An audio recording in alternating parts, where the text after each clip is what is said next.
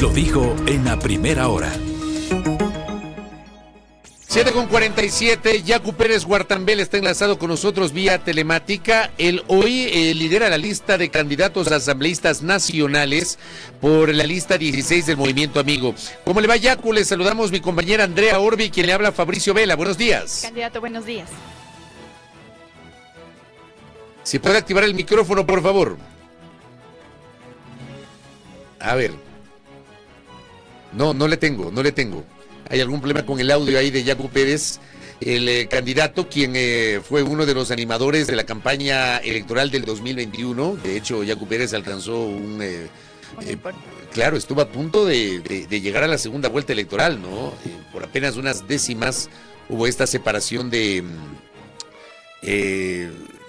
ubicación respecto de Guillermo Lasso. ¿Lo tenemos a Yacu? Todavía no.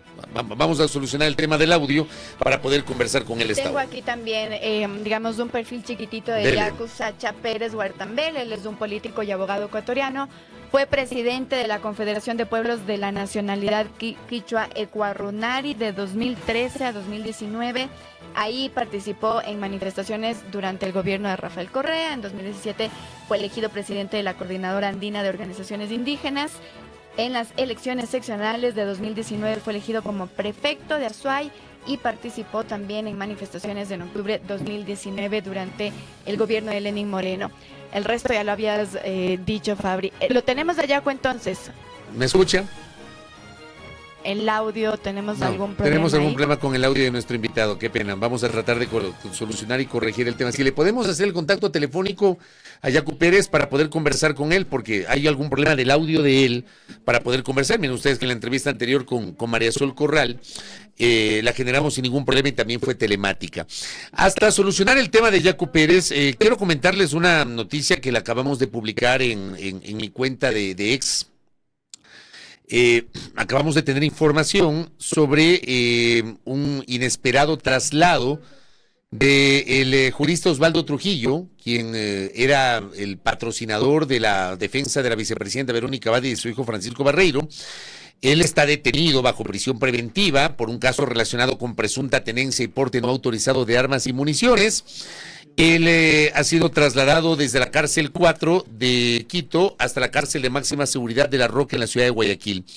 A esta hora se desconocen las razones para este traslado, el traslado justamente de Osvaldo Trujillo. Estamos a la espera de que haya mayor información justamente sobre este tema. Vamos a tratar de solucionar la conexión. ¿Tiene el cablecito? Ya le paso el cablecito mágico. Acá tenemos el cablecito mágico. Llámele por este teléfono para poder conversar con él y poder establecer este diálogo con nuestro invitado, que ahora está precisamente como candidato a la Asamblea Nacional, asambleísta general, digamos, nacional, asambleísta nacional, es candidato a asamblea por asambleísta nacional y es con el Movimiento Amigo. Recordemos que en el 2021 él participa en las presidenciales por Pachacutic, en el 2023 vuelve a postularse a las presidenciales, pero esta vez con Claro que se puede. Y ahora está entonces como candidato a la asamblea por el partido el Movimiento Amigo. Claro que sí, vamos a tratar de establecer el contacto telefónico con él antes. Bueno, recapitular un poquito algunas noticias del día de ayer. Estuvimos tratando de solicitar y buscar información por parte del Ministerio de la Producción sobre esta decisión del Ejecutivo, el anuncio del presidente respecto del arancel del 25% desde el Estado ecuatoriano para productos mexicanos. Es una guerra arancelaria, ha dicho la Cámara Binacional. Veamos qué pasa. A ver, lo tenemos a Yacu Pérez, no sé si me escucha vía telefónica, Yacu. Perfectamente, querido Fabricio y Andreita, mil disculpas, la tecnología no nos funcionó esta vez. Oiga, pero gracias por conectarse. Le voy a decir algo, yo estoy en una maestría universitaria de comunicación política y el último fin de semana analizamos las campañas del 2021, por ejemplo, y claro, con el docente concluimos que la campaña digital más fuerte fue la suya. Entonces no me diga que no sabe de tecnología, pues ya, hable serio. Dicen que en toda locura hay algo de razón y en toda razón hay algo de locura. Algo conozco de tecnología, pero esta vez se nos fue. Tranquilidad, ya estamos con usted. A ver, Yacu Pérez, usted fue candidato presidencial, estuvo a puertas de entrar a la segunda vuelta, usted siempre sostuvo que hubo irregularidades en ese escrutinio. hoy busca llegar a la Asamblea Nacional. Entiendo que en algún momento consideró incluso la posibilidad de ser candidato a la Concejalía de Cuenca, no sé si finalmente se lanzó como candidato, pero ¿qué ha pasado con Yacu Pérez de 2021 a 2025 a nivel político?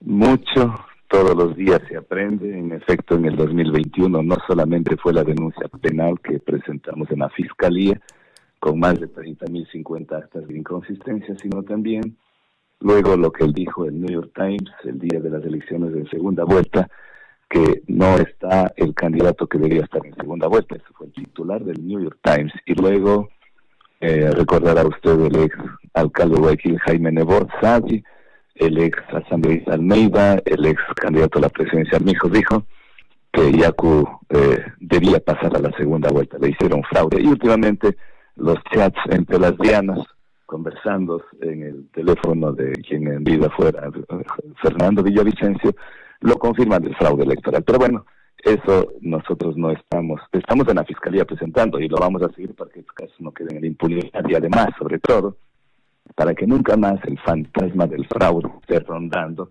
y que decepcione, frustre a los pobladores, a los ciudadanos que van con el sueño de elegir a un concejal o a un presidente de la República y sean engañados.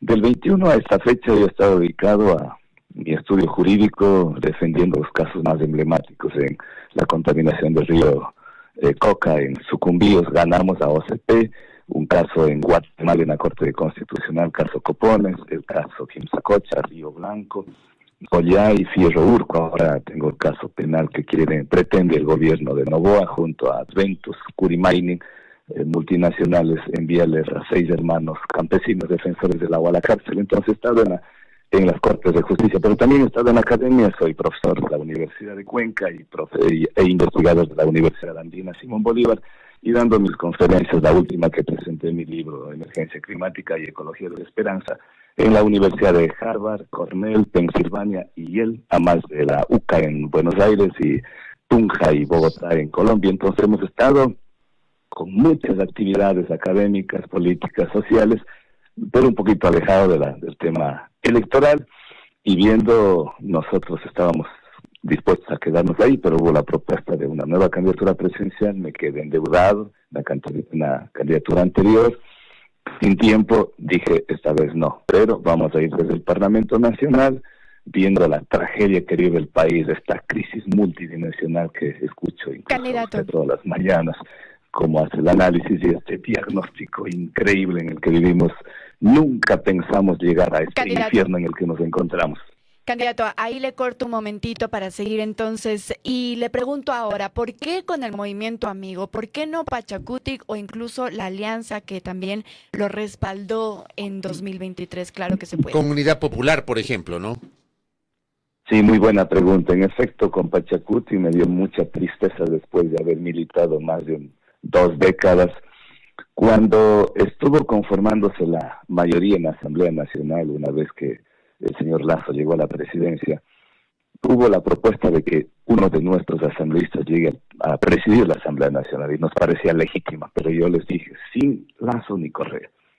Y ellos prefirieron hacer un pacto con Lasso, por eso la señora Guadalupe Llori llegó a presidir la Asamblea, y yo les indiqué que eso nos va a pasar factura, que eso sería, así como nos hizo el fraude electoral, señor Lasso, y nosotros llegar a un acuerdo con ellos, eso es una traición a los postulados del movimiento Pachacuti y el movimiento indígena.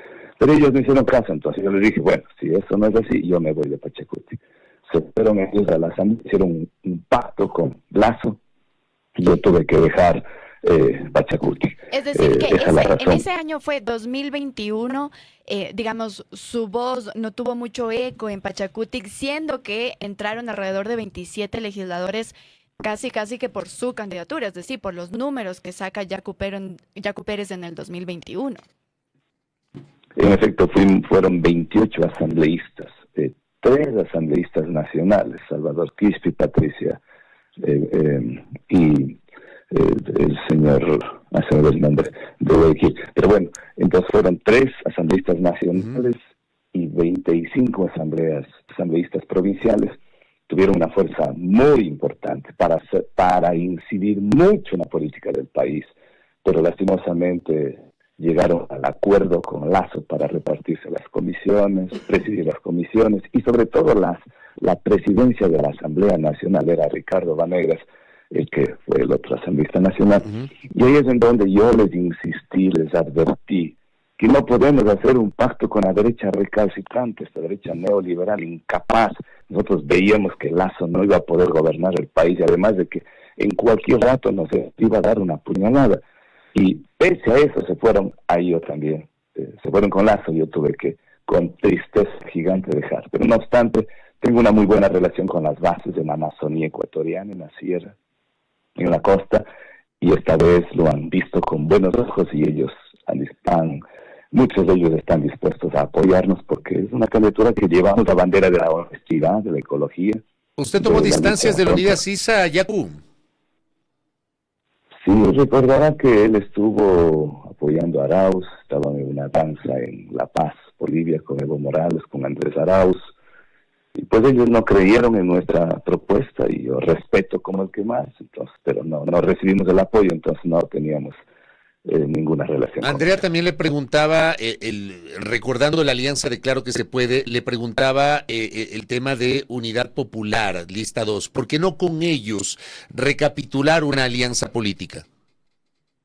Sí, yo me identifico plenamente con la clase obrera, magisteril, la FEDE, la FESE. Desventajosamente ellos ya tenían sus propios candidatos, no pudimos llegar a ningún acuerdo, pero yo les deseo lo mejor al profesor Jorge Escala, que es un maestro muy comprometido con su clase.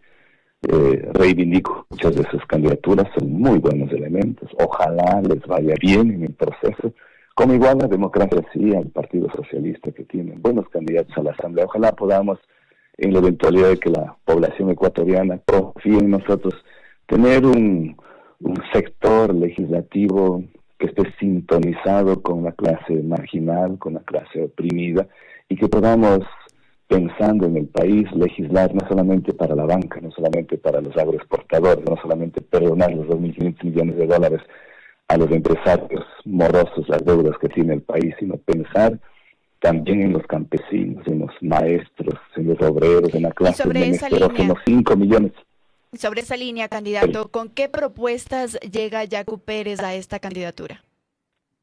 Varias propuestas, pero quizás centrémonos en unas 3 propuestas básicas. La una es una lucha frontal contra la corrupción y el crimen organizado. El convenio de Palermo, el Ecuador es país suscriptor de Naciones Unidas, en el año 2000 fue una decisión universal de crear leyes contra el crimen organizado transnacional, no solamente la delincuencia, el crimen. La diferencia es que entre el delito es menor, el crimen es mayor.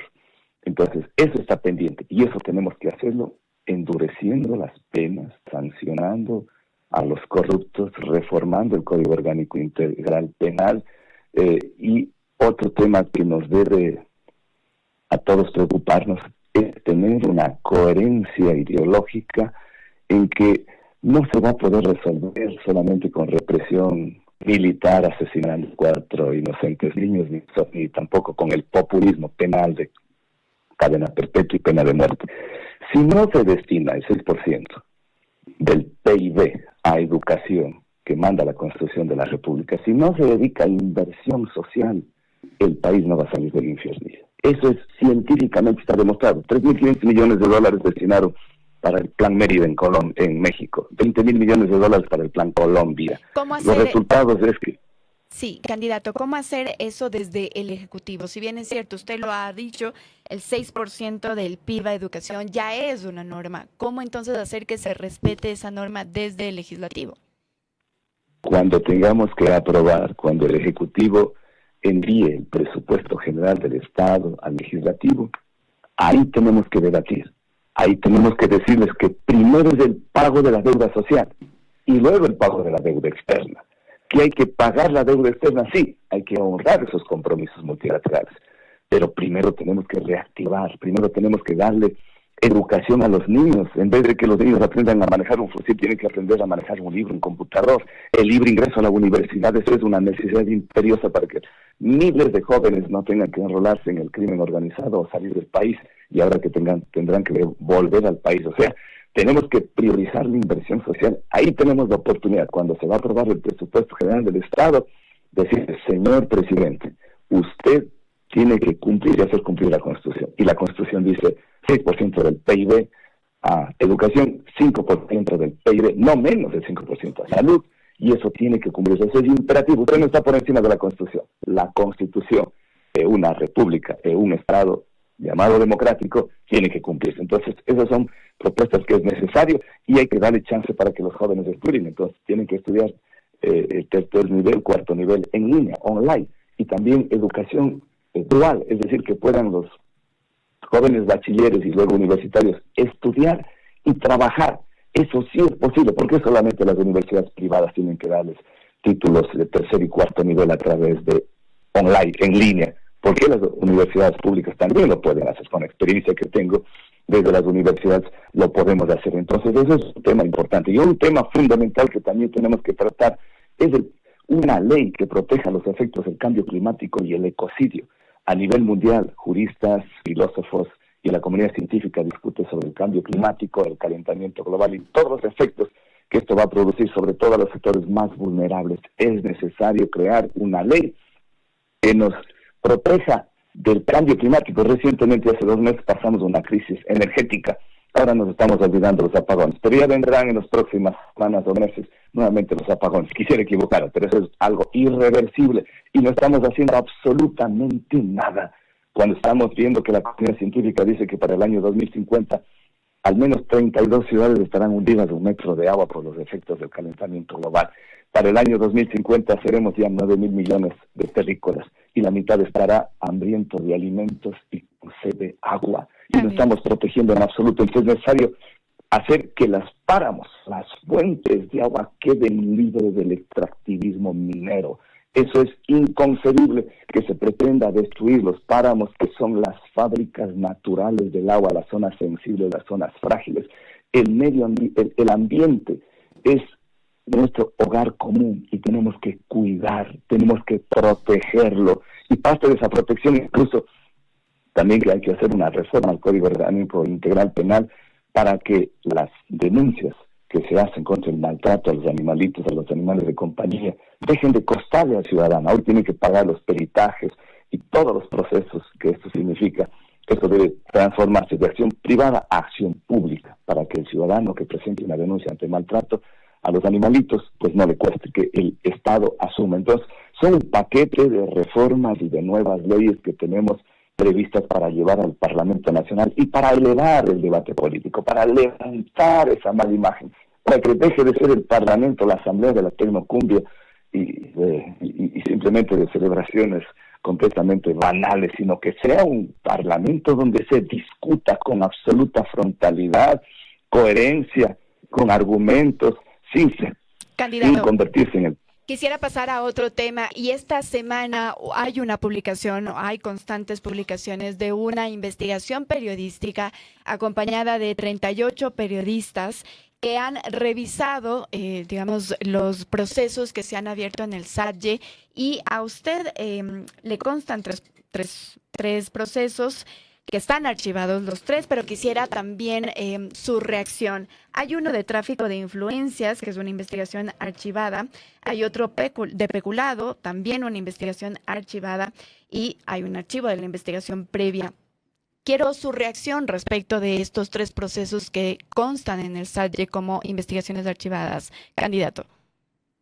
Yo quiero felicitarles a la prensa libre, a los periodistas acuciosos que hicieron esa investigación, porque los ecuatorianos tienen la obligación de conocer al candidato, sus antecedentes, que dicen mucho, si más van a ir a representarnos en el Parlamento Nacional. O sea, es muy valiosa esa investigación, por un lado. Por otro lado, lo que está ahí es la realidad. A mí cuando fui prefecto me pusieron unas denuncias siempre venidas de adversarios, absurdas, insustanciales, por tráfico de influencias que no tenían ni pies ni cabeza, que ni siquiera logró pasar la fase de instrucción fiscal, de término de indagación previa y se fue al archivo. Y el otro de un supuesto peculado que no tiene igualmente ni pies ni cabeza, que igualmente porque podríamos decir que ya está en fase de instrucción fiscal o audiencia de llamamiento a juicio o audiencia preliminar, nada de eso, o sea, absoluto.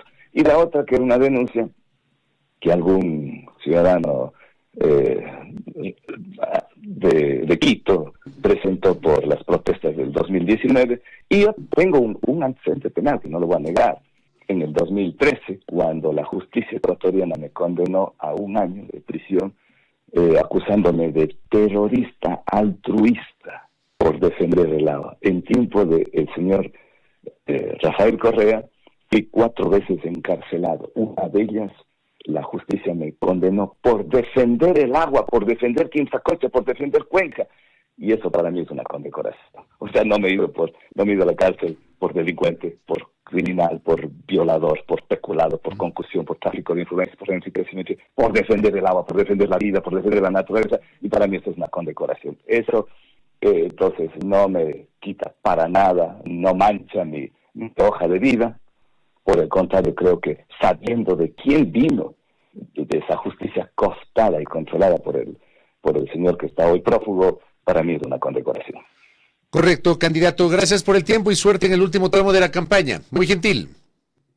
Querido Fabricio, le quiero agradecer un mundo y decirle a la población ecuatoriana que confíen en nuestra propuesta.